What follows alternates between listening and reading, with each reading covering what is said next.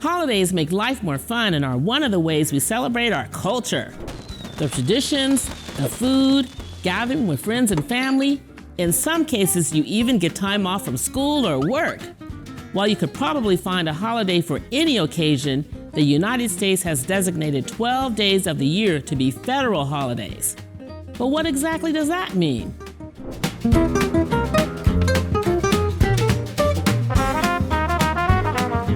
It's easy to think of federal holidays as national holidays, but that's not totally accurate.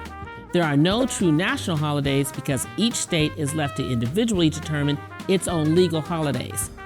Federal holidays get their name from the fact they are only legally applicable to federal employees, meaning the many, many different jobs that keep the federal government operating, such as secretaries, custodians, accountants, and more.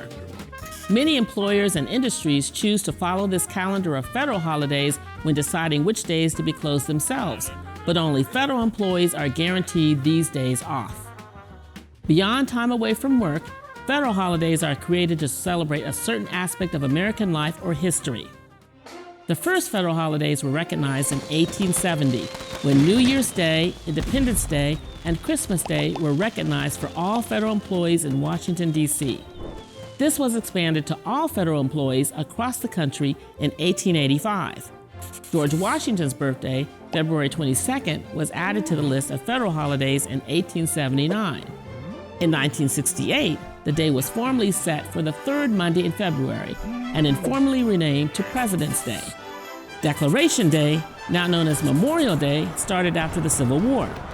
Veterans now working for the federal government wanted to participate in ceremonies honoring their fallen service members, but couldn't afford to lose a day's wages.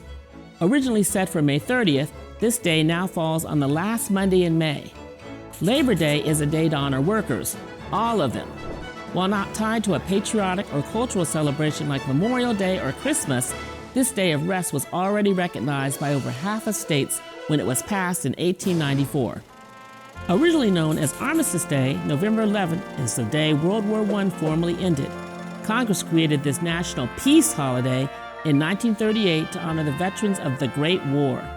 The name was changed to Veterans Day in 1954 to expand its scope and honor veterans of World War II, the Korean War, and other conflicts that would follow. Thanksgiving is arguably one of our nation's most sacred holidays, but it was not actually a federal holiday until 1941. Until that point, presidents dating back to George Washington had a time-honored tradition of declaring a Thursday in late November or even early December as a day of thanksgiving and prayer.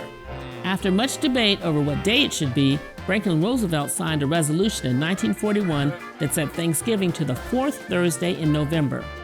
Inauguration Day is a holiday specifically for federal employees in Washington, D.C. that only comes around every 4 years, marking the start of new presidential terms.